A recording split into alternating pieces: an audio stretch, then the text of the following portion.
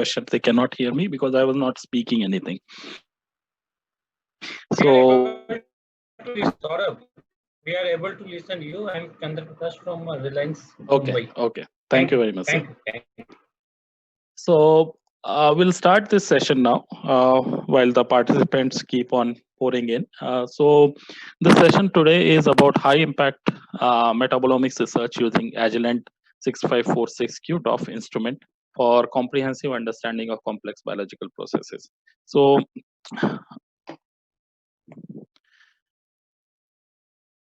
this is the title of the presentation, but we have kept it generalized so that it is for the benefit of everyone, and we can do follow-up sessions if there are requests. We can discuss them further. So the brief agenda for today, we'll be covering a little bit about metabolomics, which is not a new subject. Some of you may already know, but just going over the basics. And we'll be covering a little bit about the broad aspects of metabolomics, which are there. And we'll then cover a little bit about QTOF, why QTOF instruments are the workhorse for metabolomics. I'll discuss some features about our 6546 QTOF, which is not there in our earlier instruments. And then we'll show some data set which uses metabolomics data, in which we'll discuss about the statistical analysis and integrated biology approaches. So this is a brief agenda, although it's a very small session for a topic as broad as metabolomics, but we'll try to keep it within the limits. So metabolomics, this is a snapshot from Wikipedia. It is a scientific and systematic study of unique chemical fingerprints that specific cellular processes leave behind. If you can go through the details in on your Wikipedia and you can read about it. But metabolomics has started to be used by a lot of researchers for addressing some fundamental questions, and it has started being one of the forefronts of research in disease and human kinetics. So if you look at metabolomics, simple example, this is a snapshot from understanding metabolomics. So in 2001, metabolomics was defined by Fien as the comprehensive and quantitative analysis of all metabolites of a biological system. And if you look at the central dogma, it is from genomics to transcriptomics to proteomics to metabolomics. Now, this is the workflow of various omics at every stage when they operate. And if you look at the width of metabolomics, it is something which covers lipids, amino acids, carbohydrates, nucleosides, etc. So all these are part of metabolomics, if you were to say. Now, talking about a layman term, um, genomics tells you something which can happen. I mean, if you have a gene for diabetes, you may or you may not develop diabetes, but um, the genomics tells you that it can happen. But proteomics tells you what is happening. So if you have insulin depletions, insulin going down, that means you are getting diabetes. So that means proteomics level, we address questions which are going on right now. Metabolomics tells you what has happened already. So in a way, if you look at metabolomics in the entire workflow, it is the end point between the various other biological molecules and the function. So metabolites are the entities through which the genes and proteins, they enact their functions on various biological activities. So if you look at why it is important so as to know that it is the omics of small science. So what it means by omics of small science, all the hallmarks of omics which are applicable to genomics and proteomics are also applicable to metabolomics, which it means like some of the hallmarks of any omics study are large number of entities to work with. So metabolomics also discusses large number of entities, and then there will be statistics in place, there will be various designs in place. So whatever concepts have been built for genomics to study large data set, same concepts are also used for metabolomics also. Okay, so the concepts are well established for other omics, we are just applying them to metabolomics. That is the crux of the whole thing. Now, when you look at metabolomics, there are some inherent challenges. what is the inherent challenges for analytical sciences? One, the molecular weight of metabolites can range from low molecular weight 50 to 1600 Dalton. So this is the range of metabolites which you can have. Then there can be large number of metabolites. So there can be up to 2500 primary metabolites. But if you look at secondary metabolites, which are intermediate metabolites or secondary metabolites, which can run into hundreds of thousands. So this is one challenge, large number of compounds. Second challenge is the concentration range. So the range of concentrations which these metabolites occur in different samples, they are huge. So in some of the samples, they may occurring in larger amount. In some of the other samples, it will occur in the smaller amount. Second challenge is diverse chemical structure. Can I request everyone to be on mute, please? So there are diverse chemical structures. So there is no single analytical method which you can analyze all the compounds in metabolomic study. So you need variety of chemical compounds to be studied in different strategies. Then identification of unknown, that is another big challenge for metabolomics. So these are some of the challenges which prevent us from doing effective metabolomics, and how we overcome them is the topic of discussion. Now, if you look at metabolomics application, some of our ongoing installations where it is used for nutrition, it is used for bioprocess, it is used for phenotyping, it is used in cancer research, any domain of biological science, metabolomics is now being increasingly used there. So this is what it shows here. What is important is to understand what is your metabolomic study going to be. So there are two broad strategies which can be used, and they determine right from your start of the sample to the end of the sample to the analytical techniques which you'll use. They all depend on which strategy you want to follow. So first strategy is your targeted metabolic profiling. What does it do? It focuses on a product of a particular biochemical pathway. So as an example, if I can give you, like I mentioned, diabetes, so gluconeogenesis or glycosylases. Now, when you look at a specific pathway, there are only limited number of compounds which can be present in that pathway, maybe Krebs cycle, or maybe 100, maximum 100 compounds which will be involved in all carbon metabolism. So you have to then look at how you have to extract all these compounds in efficiency. So it is easier to extract them in without compromising on extraction of others. So you're not bothered about what happens to the other metabolites, but as long as your target metabolic pathway is being extracted confirmatory. So this is targeted metabolomics.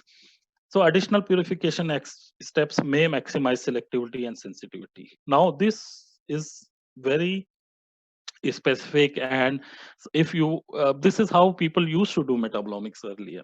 But right now what we are getting into is this untargeted metabolomics, which is to comprehensively profile all the metabolomes. So we are not looking at only one pathway, we are looking at as many number of metabolites from as many number of pathways. This increases the complexity of the sample. So here, no matter how specific you want to be, but you will never be able to do 100% justice to all the metabolites. So this kind of strategy will require you to go back and forth between your sample preparation, data analysis, sample preparation, data analysis, and acquisition of data. Most often, the mixed strategies work best, meaning if you extract the metabolites in an untargeted way, but you analyze them in a targeted way. So untargeted extraction followed by targeted data analysis. This gives you a better understanding of whole scheme.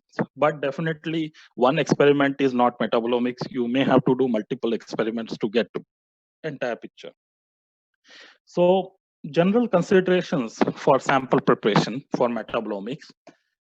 These are some of the considerations which you should know about your metabolite of interest. So what is the extraction efficiency in the solvent system which you are using?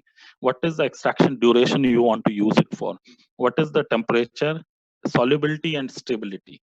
These are the things you should know about your own metabolite to be able to extract it efficiently. So this is the first step of sample analysis. Um, Sample preparation in metabolomics is not as tedious as proteomics because it does not involve any digestion or incubation with enzyme. But that is the reason it needs to be very carefully executed, because if you don't extract it properly, you will never see that metabolite in any mass spectrometer.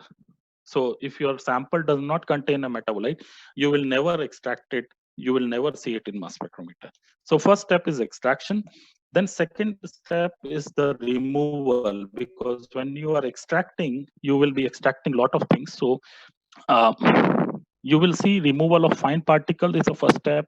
Then removal of biopolymer is a very important step, because sometimes these proteins and DNA, they can degrade and be part of metabolomic study. So you should make your protocol efficient to remove this. And final step is the removal of salts. So these are the three steps which will involve for removal. Apart from that, separation of lipid fraction from polar fraction. This is the second step. So polar versus non-polar, as you some of you may already know. Quenching of enzyme activity, which can be done by storing it at minus 20 degrees, stuff like that. So you can quench it, or if you want, you can incorporate some chemical entities. And then finally, whether you want to analyze it on LC or GC, you have to prepare the sample accordingly. So these are all the steps before you go onto the platform where you want to analyze. So as you have seen, we are concentrating here on LC-MS. So we'll be discussing mainly LC, and LC is more adapted for metabolomics compared to GC, and the reason you will get to know in future slides. So now, as I mentioned earlier, metabolomes can be either nucleotide, sugar, amino acids, or lipid. These are the broad classes, and maybe there are some phospholipids and stuff like that in between. As you can see, some of them can be analyzed well because they are polar, so they can be analyzed well on helic phase, on mixed mode, or on reverse phase with ion pairing agent. Lipids, which are non-polar, can be analyzed on reverse phase, which are hydrophobic. Okay, all of them can be analyzed because in GCMS you can derivatize them, so you can analyze them all on GCMS. So this is one more. Uh, that's why some people prefer GCMS, but then there are other challenges with GCMS. So once you have separated your analytes on a LC platform, you would analyze them by mass spectrometry. And why people use mass spectrometry for metabolomics now? So there is little bit background that mass accuracy, mass spectrometry was being used for chemical analysis traditionally because of accuracy, reproducibility, and sensitivity. So these are the same attributes which make it useful for metabolomics, because metabolites in the end are small molecules only, or chemicals. And we saw a lot of people using mass spectrometry for proteomics. So some of the facilities are already having mass spectrometry platforms. That's why for proteomics, so they want to use it for metabolomics, and that's the reason some of them may adapt it for metabolomics. Again, the most important attribute which you should remember for any mass spectrometer is the sensitivity and mass accuracy. Of course, high throughput, because mass accuracy, I mean, mass spectrometry is throughput wise, it is very high throughput. So we'll talk a little bit about the QTOF now. Why QTOF is one of the most preferred mass spectrometry platforms for metabolomics. So something which you should remember when you are dealing with high accuracy data or mass accuracy data is how you calculate the mass accuracy and resolution on a mass spectrometry. So there is a peak in mass spectrometer. If I were to calculate the width of this peak at half of its maximum, we call this as full width at half maximum. So if the width of the peak is 0.1 Dalton at half of its maximum, the resolution of this peak is 500 divided by 0.1. Mass divided by width at half maximum, that means 5000. So that is how you calculate the resolution in mass spectrometry for any peak. And how you calculate mass accuracy? Supposing the mass of a given peak is 400 and you measure it accurately to the third decimal place, because it's not possible to measure it at beyond that. So the error in mass measurement is 0.002 Dalton. Now, every time you have to report the errors in 0.002, 0.002, it becomes cumbersome. So what we do, we calculate a similar way what you calculate percentage, divide 0.002 by 400. So delta mass divided by mass into 10 raised to power 6. And this becomes your mass accuracy or mass error. So you should remember these two terms when we discuss about QTOF instrument. Second, how does the QTOF instrument work? In a nutshell, this is a very layman diagram. If you have two molecules which are coming in this horizontal direction and you give them a voltage pulse, you give them an electric energy to travel in this direction towards detector. Because the energy which you give them is constant, the masses get separated because of their differential momentum. So lower masses will reach the detector faster and higher masses will take a longer time. That is a simple schematic to describe the functioning of TOF, but it is not that simple. If you see, there are so many patents involved in designing a TOF. The Agilent instrument uses more than 15 patents to design a TOF instrument. And this is the schematic of our TOF instrument. So you have the ion beam, which is shown by blue here, coming in the horizontal direction. Why it is coming in the horizontal direction? Because we don't want to give no charged entities. So anything which is not having a charge will not fly in the TOF tube. It will remain here. Second, they are made to travel in this direction in a V shape. So there has to be absolute vacuum here. There should not be any interference from air molecule, otherwise the travel time will be affected. And this length of the TOF tube, which is 1 meter TOF tube and 1.86 meter TOF tube, remains constant. So we should not keep on changing it. Any change, a little bit change in temperature also can change this. So in effect, when you do this data measurement in a time of flight scan, effectively we are scanning. So you see from the lowest mass, which is 118, to the highest mass, which we are scanning right now, is 2400 Dalton. It takes almost 100 microsecond for the entire scan to take place. And this is the very fast scan speed. If you look at any other instrument, which is a quadrupole based instrument or ion trap based instrument, this scan speed is not sufficient for analyzing metabolites, because this scan speed is somewhere in seconds to analyze this mass range from lower mass to the higher mass. And in effect, if you are looking at metabolites, you will be looking in this range, which will be more or less towards 50 microseconds. So effectively, you can get one scan for every 50 microsecond. That means that many more data points for your metabolite research. So that is very important. The scan speed has to be very high. Okay, so why TOF is being used for untargeted metabolomics? First is full spectrum sensitivity. It gives you the entire spectral range to be covered, which I mentioned. High mass accuracy and isotopic fidelity. Why it is important, I'll discuss a little bit. Mass accuracy is important when you are identifying any compound. Okay, then fast acquisition rate, broad dynamic range. TOF instruments are the ones which give you very efficient detection of a compound which is very abundant and a compound which is low in abundance. So all this is done very efficiently with TOF instrument. So talking about Agilent as a instrument manufacturer, we have had a long history of mass spectrometry over the last 15 to 20 years. We started with the small benchtop ion trap instruments, and then we went on to manufacture the TOF, and we started with our QTOFs way back in 2005-6.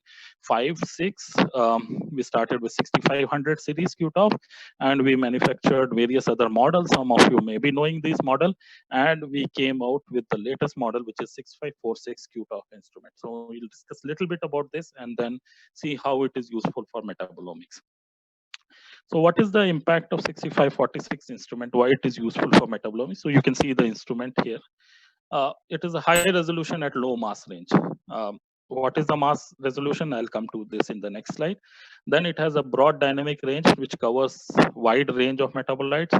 It is assured isotopic fidelity. You need the isotopic fidelity to measure the to identify the compound and to get the confirmation on the identification. Stable performance for a large sample set and demonstrated robustness. So talking about specifics, there are so many other software features which I will not go into the detail. One of them is like, you see this knob here. You can turn the knob and you can remove the capillary without breaking the vacuum. So this is one. Then there are automated reference mass correction, which will give you a corrected mass for the entire run, which you are doing from uh, starting from one sample to 100 sample. You can be assured about mass accuracy because you are constantly pumping in reference mass from this second bottle, which is going through the second nebulizer. But talking about resolution, we get routinely less than 1 ppm accuracy. So you remember when we calculated the ppm error for a mass of 400, 5 ppm error was 0.002 Dalton. So if I go with 1 ppm error for the same mass of 400, this will be 0.0005 Dalton. So this is 5 times more accurate than what we calculated for 400. So most of the metabolites, they fall in the range around 500 m by z or less than that.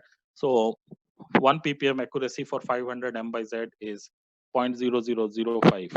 And this is very important because if you don't have that mass accuracy, you will get wrongful identification. And 60,000 resolution for the entire mass range or at the specific mass range. Then full spectrum dynamic range, you have 10 raised to power 6 full scan dynamic range. That means in the same spectrum, if you are getting two peaks, which is one count of one and another one is at having a count of 10 raised to power 5, both are given with equal efficiency. Both are detected with equal efficiency. It does not, because the this, and I will not go into the hardware features why it is so, because of so many developments in electronics which we have done, but the data is demonstrating this in spectrum dynamic range. This is the most sensitive QTOF instrument which we have. Nobody talks about sensitivity with the QTOF, but we are so proud of it that we give it as a specification that 1 picogram of reserpine should give you a signal to noise ratio of 500, 1500 is to 1, which is as good as some of your triple chord instruments. So with an accurate mass, same accuracy and higher sensitivity. Speed of acquisition, this is very important because when you are looking at metabolites, you can have thousands of metabolites. Now, if you don't acquire them at the large speed, you will miss data points for each of these metabolites. And then when you are comparing two samples, one of them has been analyzed. So it will be difficult to compare the abundances. So scan speed is up to 50 hertz. That means you can get 50 spectra per second acquisition without, and as I will show you in following slides, this speed does not affect the resolution or mass accuracy for TOF instruments. Then this is something which I want to talk about. This is called Swarm Auto Tune. Some of you who have used our QTOF instruments, they know how our tuning works. That we used to start from lower mass range, 118, and start till go to 1700 m by z for metabolomics, if you say. So what we used to do is to start from lower mass, then go 622, 922, 1221, 1521, like that. But in Swarm Tune, what we do, we take them as a whole.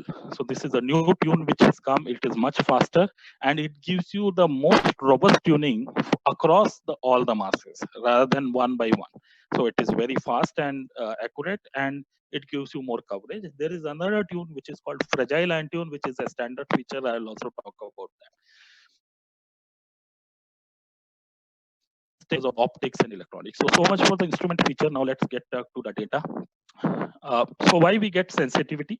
This is the reason we get the sensitivity because of the advanced jet stream. So in this case, if you see, this is on top, I'm showing you the normal ESI, and in the bottom you have advanced jet stream ESI. So what is the change here? In normal ESI, the spray sort of spreads out. before getting into the mass spec. Mass spec is here. This is the capillary for the mass spec. So if you look at, this is the region we are looking into, and in advanced jet stream we pump heated gas, which sort of collimates this spray into a narrow range, and because it's heated, it gives you additional ionization around this spray. So as a result, you get 5 to 6 times more sensitivity, because you are first limiting the spray into a narrow region and more ions are getting in from the narrow region. Second, you are heating the area around the spray, which otherwise in normal ESI is at room temperature. So you get much more efficient ionization and much more sensitive ionization. So the ion source design itself accounts for more than 5 to 6 times comparison. So this is for some of the common metabolites which we have seen, like lactic acid, malic acid, fumaric acid, succinic acid. You can see the yellow bar is the intensity for ESI, and after AJS, what is the blue bar. So you can see some of them may not be affected because of their inherent nature, like malic acid and fumaric acid, because they ionize very well. But like ATP and GMP, we see definitely they are getting impacted by this advanced jet stream ionization. So this gives you more sensitivity. Then this is a screenshot from our actual instrument page. So you can see this is a fragile ion tune, which is applicable to lower mass range only for metabolomics. It is very useful for metabolites analysis because the masses after ionization, when they are getting transferred from the ion source to the detector, they pass through a series of voltages, and these voltages are generally very high. So sometimes these metabolites tend to break on the passage from ion source to the top tube through various other ion optics. So what we have designed is one specific type of tune, because of which you can see that the metabolites do not get fragmented, and this is specific for small molecules. So when you click fragile ion tune, you will be analyzing the molecules in 0 to 250 m by z or 0 to 750 m by z. This is the operation, and here you can see the screenshot from our tuning page. So this is the sensitivity for our full scan. So you can see the scan from 0 m by z or 118 m by z to 3200 m by z. And on the right hand side, I'm showing you the swarm auto tune. How does it work? Like it compares all the masses in the entire range to arrive at the maximum. So apart from mass accuracy, as I mentioned you, that the resolution and sensitivity of the instrument do not affect by the scan speed. So here is the data for succinic acid at a resolution of 0.3. You can see the resolution and mass accuracy at 1 hertz, which is 1 spectra per second, to 10 spectra per second, to 50 spectra per second. The resolution is more or less same, 42,000 approximately, for a mass of succinic acid. And this is how the two peaks appear. If some of you have seen data on QTOF or triple quad based instrument, the isotope, which is the second isotope, is more or less as a shoulder to the first isotope, because of this resolution being very less. But here you see the kind of separation you get between the isotopes from 118 to 117 for succinic acid. This is possible because of all the features which we mentioned. So let's talk about some of the data, and then we'll see how we can manage the data part in the softwares later on. This is just talking about the data, how it appears. Now, this is E. coli extract, which was acquired by using flow injection analysis. So there is no chromatography here. It is all in flow injection analysis. M by Z 1700, acquisition speed of 1.5 spectra per second, and there was a succinate, radio labeled succinate, which was spiked into the sample for dynamic range. Okay, and then there were 2 reference ions which were used for mass accuracy, and then you see the data. So if you see from the lower mass range, which is your 157, you get 36,000 resolution on the lower mass range for the E. coli lysate. And these are the metabolites which you get, all of them with FIA.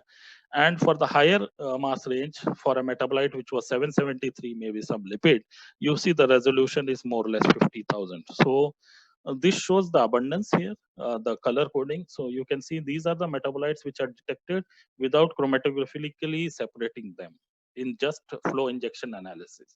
So almost 1,000 odd metabolites are detected, and we have seen this is an increment over our previous one models, and definitely much better than any of the competition models. So uh, more importantly, results were independent of the ion intensity. So if you look at the intensity of the ions which are low abundant and high abundant, both will have the same resolution, same isotopic fidelity, and same mass accuracy. So it does not discriminate that a high abundant peak will be very accurate. Okay. And this is talking about the 51 metabolites which were detected in this via injection over a period of multiple injections. So there were 50 injections which were made from 0 hours to 18 hours. And as you can see here, that the average mass error on all these 1 metabolite was less than 1 ppm. So that shows that across all the metabolites which are for the lower mass range to higher mass range, we get same mass accuracy.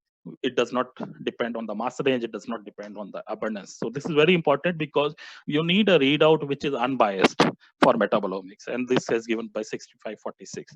Another important acquisition mode which I want to talk about on 6546 is what we call data independent acquisition. So what happens in metabolomics, you would like to identify the metabolite at some stage or the other, right? And one of the ways to confirm your identification is by SMS. Otherwise, your identification is always question mark. Even with 1 ppm accuracy, if you have the identification reported, it can be questioned. So you need MSMS for maximum number of metabolites. Now, if some of you who have done the analysis on auto MSMS mode, the limitation for this MSMS is the quadrupole, which is used to isolate. So in a QTOF instrument, in a normal auto MSMS mode, you give certain thresholds, and those thresholds are used to select the precursors, and those precursors are then fragmented. Now, this is what we call data dependent acquisition, data dependent MSMS. And a lot of people have so many limitations with that on any instrument, even on Agilent. And this is good for proteomics, but it is not so good for metabolomics because the number of metabolites which are there is quite high. So what people were interested in was to do what is called data independent analysis. Data independent analysis means that you fragment the masses without filtering them. And this is how we used to do data independent analysis, that we had an algorithm called all ion MSMS. So what we would take, so this is our reference mass, if some of you can recognize, 922. What we would take in the entire range, we will take and we will fragment them with the collision energy of 20 or 25, whatever you want to give. So all the masses will be fragmented here. This was a good approach, but it has some problems. So if you see the lower mass range where all the fragments are there, it will get clustered. So we came out with what is called as QRay, or quadrupole resolved all ion MSMS. So the same data which you have seen here on quadrupole resolved all ion MSMS, you can see how it works. You can give windows to the acquisition. So these windows can be set by the user depending on how many metabolites you are expecting in that mass range. So if you are getting large mass, a lot of metabolites in a particular mass range, you can narrow the window. So you can set the window to 40 M by Z or more. So 40 M by Z is the minimum band of analytes which you have to cover. So here you can see we are covering the entire range. Now this whole complexity is subdivided into 5 data points or 5 windows, so that you don't get all of them clustered together, and you get them this window as separate MSMS, this is separate, etc. And since there is no quadrupole involved, I mean quadrupole is involved to a limited extent, but it is not like it is isolating anything, so you don't miss any ions. You are able to cover the MSMS. How it is useful when you want to do data analysis? If you are able to get some identification today, well and good. but this will be used for matching against the database. But suppose today you don't have this entry in the database. The metabolite which you are looking for has not been submitted in the database with MSMS data. In future, if it gets submitted, you can still go back to this data because you have such high mass accuracy and ppm error is less than 1 ppm for the fragments as well. You will be able to pinpoint the data can be researched in a historical way. So this is the example of our Cure acquisition. Now, so far we have discussed about extraction of metabolites and analysis on 6546 QTOF with high mass accuracy, with high scan speed, etc., etc. But what is the use of all this if you're not able to interpret the data? And this is the same survey we did in 2009 in ASMS, where 81% of the respondents said that for metabolomics, the challenge is not hardware, because at that time also the hardware was quite robust, but the software which is involved.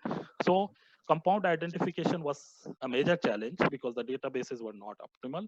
Then biological significance of these compounds. I mean, you may have identified 2000 compounds, but if you're not able to work on them, you don't know what is the biological relevance of these compounds, it is not useful. The data is not useful. These are just mass numbers which are lying with you.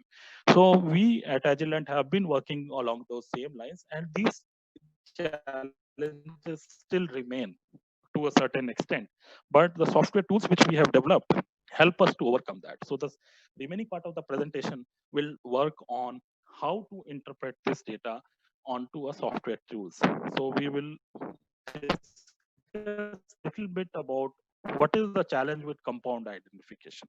So as I was mentioning you, the database matching using accurate mass measurement is the first step for compound identification. Definitely, you cannot use triple quad data. You have to use high accuracy, high resolution data. But if you match it with an isotopic pattern, then that gives you a little bit more confidence. If you match with isotopic pattern retention time, it gives you even more confidence. But the most confident identification with is MSMS library and retention time. So we have worked with this, and you have come across this software called, the database called Metlin. This is the database which has more than 240,000 compounds with 17,000 metabolites from KEGG and monoisotopic ions, positive and negative mode. It has 9,420 compounds which have been incorporated as a library at 3 different collision energies, 10, 20, and 30. And now if you do the MSMS for your compound and match it in Metlin, and if you are able to match it with the mass and MSMS, you can be sure of the identification. So this is the way we solved one of them. Second is to look at in metabolomics, most often it is a problem of plenty. If you search something, now Metlin has a lot of compounds, some of them are synthetic as well, and you want to take a review which is targeted. So here is a tool which we call pathways to PCDL. So what it can do is, if you take any organism, so I don't know if you can see here, this is the place where you choose the source. So I have chosen KEGG as a individual, I'm in a database, and you can select an organism. Out of that organism, all the pathways which are reported in the KEGG are populated here. This is a tool from Agilent, and you can export all these pathways and the metabolites in these pathways as a unique PCDL, as a unique compound database. So you can create your own database from the pathways, which is a very good way to look at only that organism specific. So I will show you the data, then it will become more clear. Now, what are the things you can do here? So the compounds are taken from the KEGG pathways, but you can link them to the Metlin PCDL, meaning if the same compound is there in Metlin with MSMS data, then you can have MS as well as MSMS data for the same compound from the pathway. So this is a good tool. And this is how it works. Like, you look at the organism. So these are the organism, and this is a KEGG database. So it can get populated day to day, and you can export them. And when you export them, like, it will tell you there are 668 unique resolved compounds which are there. and 121 are unresolved. That means they have some clash or the other. So you can resolve them by using Metlin. And what is the identification? You can have KEG ID, you can have CAS ID, you can have ChemSpider ID. Any of these IDs can be uploaded here. And these are the number of compounds which you can see. So this will become more clear when I show you the data set.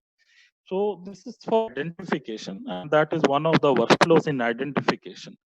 But in Agilent, we've been working with lot of unidentified workflows as well. What is the use of unidentified workflows? As you know, metabolomics is limited by the number of entries it has in the database. So um, when you are looking at data as a whole, untargeted approach, first you would like to process the data in an untargeted manner, and then look at the identification of those.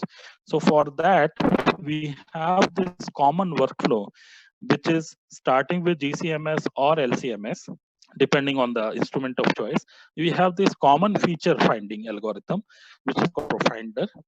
Uh, and I'll show you in a minute how does it work. So it finds out compounds across all the samples and it aligns the compound. Then these compounds are taken forward for alignment and statistics in what is called Mass Profiler Professional. Mass Profiler Professional does lot of statistics. It removes compounds. One of the strengths of metabolomics is in the number, right? If you have large number of compounds and they are significant, how do you get them to be significant? You analyze the same sample multiple times, and you analyze multiple biological replicates and reproducibly show that this compound is getting detected. So that all part is taken care in MPP or Mass Profiler Professional, which is software. From there, what we can do is to identify these compounds and then match it against the pathway. So this whole workflow, which we are going to discuss now, I'm going to show through softwares. Before that, I'll just give you a brief overview. What are these softwares? So Mass Hunter Profinder is a batch feature extraction software. When you are looking at metabolites, you are looking at thousands of them, like 2000 or 3000 metabolites across multiple samples and multiple replicates. Now, if you say simple example, if you have 2000 metabolites across 5 samples and they are all in replicates and you have 15 data files with 2000 compound, how do you process such large amount of data? And that is what is Profinder. And also, this is a tool which will do the alignment, which will do the molecular feature extraction. It will give you the data in the form of an extracted ion chromatogram and mass spectrum. So this is a batch recursive mode of extraction, which we will discuss. And this is the view which you get from Profinder, batch feature extraction and review tool. Each of this data in the compound you can review. Okay, and this is the data which I have generated for some of my own compounds. So if you can see here, there are 2,125 compounds which were detected, and there are 9. Uh, there are basically 10 samples, blank excluded. And if you can see, this compound was found reproducibly in both the replicates of the same sample, but it was not found in any other sample. So the same kind of data can be used similarly from another set. So I'll just switch now to show you Profinder view. Can you see the screen? Okay. So if you see this Profinder, here I have processed data from multiple sources. So there are 15 runs, meaning 5 samples in triplicate runs, and there are 8,272 compounds which are detected all across. And how you do that detection, I'll just open it for you and show you. So there are various tools to do that detection. One is a molecular feature extraction in a batch mode, which some of you know. So there are ion species which you can use, and then there are charge isotopic models which are available. The isotopic models for common organic molecule, untargeted, or glycans are all available. So this is something which is a workhorse for metabolomics. That is one. So you do next, and it gives you apply some filters, like you want to filter based on the retention time or abundant value, and it will give you those filtered mass spectrum. That is one way of doing it. The next way is batch recursive. What is batch recursive? Batch recursive is a step forward from MFE. In MFE, what happens? Each of these file is separately processed using the same parameters. So you use the same threshold to process all the files. But what happens for metabolites? In one sample, some metabolites may be very abundant and the same metabolite may not be so abundant